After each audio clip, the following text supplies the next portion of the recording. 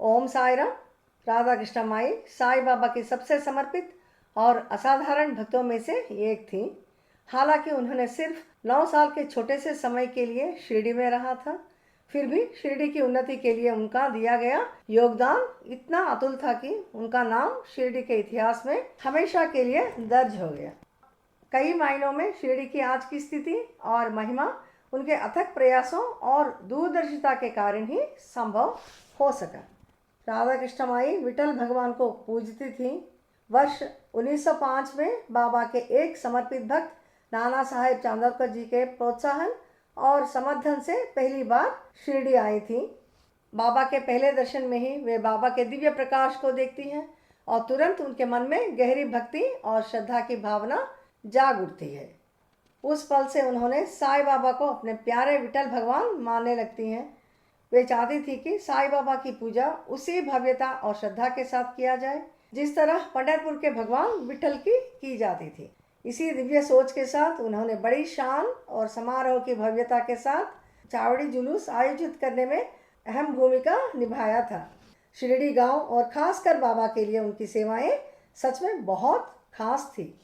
श्री साई संस्थान की स्थापना करने में भी उनका योगदान गणनीय था।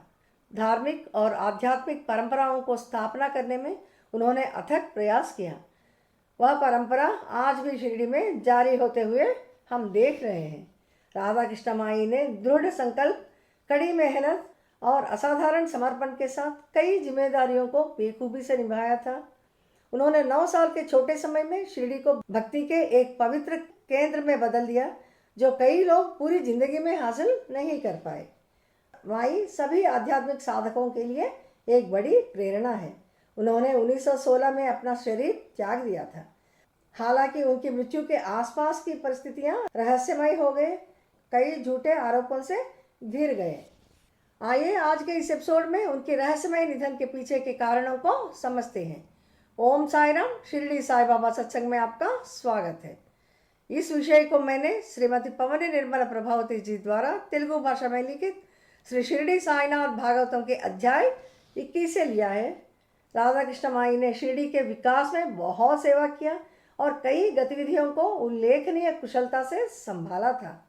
हालांकि उनके सामर्थ्य को देखकर अधिकांश लोग उन पर जलते थे और वे उनके बारे में अक्सर बुरा भला कहना शुरू करे थे। उनके चरित्र पर सवाल उठाए गए और उनके साथ बदतमीजी से पेश आने लगे। यहाँ तक कि साईं बाबा भी बाहरी तौर पर उनके साथ शक्ति से पेश आने लगे। बाबा उन्हें डांटते थे, उन पर पत्थर फेंकते थे और उन्हें अपने सामने ना आने के लिए कहते थे। इस वजह से माई धीरे धीरे पीछे हट जाती हैं और खुद को चावड़ी के पास अपने छोटे से कमरे में बंद कर लेती थी। वे सिर्फ बाबा के दिए गए सफ़ेद कपड़े पहनती थी और बाबा जो भी खाना भेजते थे वही खाती थी। रोटी, चावल, सब्जी, दाल, सब कुछ एक साथ मिला हुआ खाना। एक छोटी सी खिड़की से खाने को अंदर फेंक दिया जाता था जैसे कि किसी कुत्ते को खाना खिलाया जा रहा हो। फिर भी माई उसे बाबा का प्रसाद मानकर बड़ी श्रद्धा से स्वीकार करती थी और अटूट भक्ति के साथ खाती थी। उन्हीं दिनों में बूटीवाड़ा का निर्माण का काम शुरू होता है। साथ साथ माई की मुश्किलें और भी बढ़ती हैं। बाबा अचानक माई को खाना भेजना बंद कर देते हैं।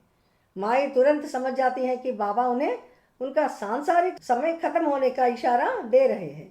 उनकी मौत करीब आ रही है और बाबा उनकी आत्मा को मुक्ति के लिए तैयार कर रहे हैं। बिना कुछ खाए भी वे बाबा से प्रार्थना करती थी। लगातार अपमान, झूठे आरोप और शारीरिक कमजोरी के कारण उनका सुंदर सा शरीर कमजोर और लकड़ी की तरह पतला हो जाता है। वह धीरे धीरे हर चीज से अलग हो जाती हैं और गहरी आध्यात्मिक तल्लीनता में लीन रहने लगती हैं। उन्हें विश्वास था कि बाबा उन्हें मुक्ति दे रहे हैं। वे अंदर से बंद कमरे में रहने लगी। कुछ दिनों के बाद चुपचाप अपना नश्वर शरीर छोड़ देती हैं। उनका मृत्यु 1916 में होता है। तीसरे दिन उनके कमरे से बदबू आने लगती है। इस बदबू के बारे में गांव के मुखिया को बताते हैं। दरवाज़ा तोड़ना पड़ता है। वे अंदर जाकर देखते हैं तो माई गहरी समर्पण की मुद्रा में बैठी हुई, एक तरफ थोड़ी सी झुकी हुई बेजान पाई जाती हैं। अगरबत्तियां भी जलकर राख हो जाती हैं। पूरा कमरा एक तेज दुर्गंध से भरा हुआ रहता है। उनकी मौत के आसपास की हालत रहस्यमय बन जाते हैं। कई लोगों ने उनको गलत समझा, आरोप लगाए और यहाँ तक कि आत्महत्या का भी शक किए थे। और लोग इनके बारे में गपशप करने लगते हैं।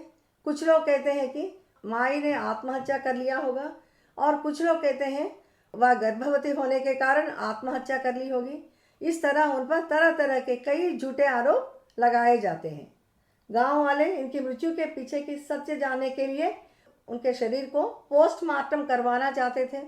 उनके शरीर को कोपरगांव की गवर्नमेंट हॉस्पिटल में पोस्टमार्टम के लिए भेजा जाता है। जांच के बाद डॉक्टर्स बताते हैं कि उनकी मौत एक सहज मौत थी। गर्भवती होना या आत्महत्या करने का कोई सबूत नहीं मिलता।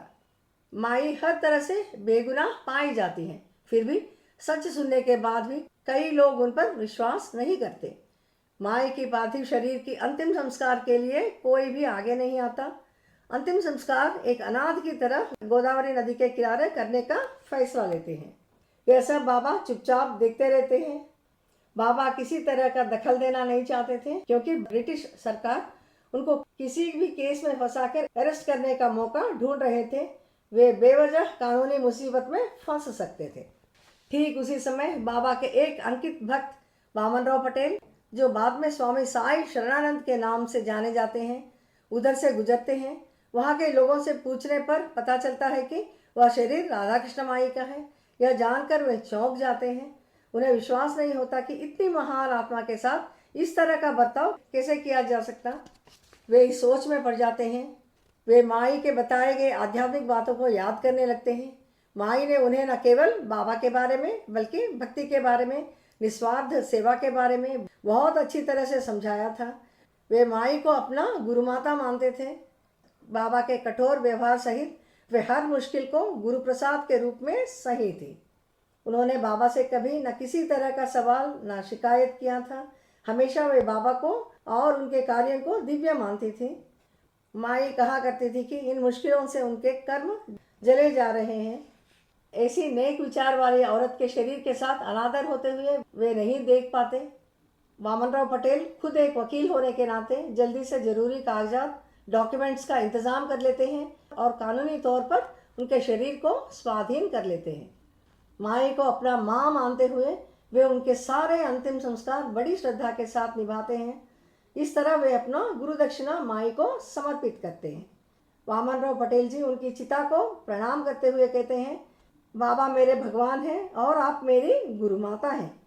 आंखों में आंसू लिए बड़ी सम्मान के साथ वे माई को विदा करते हैं।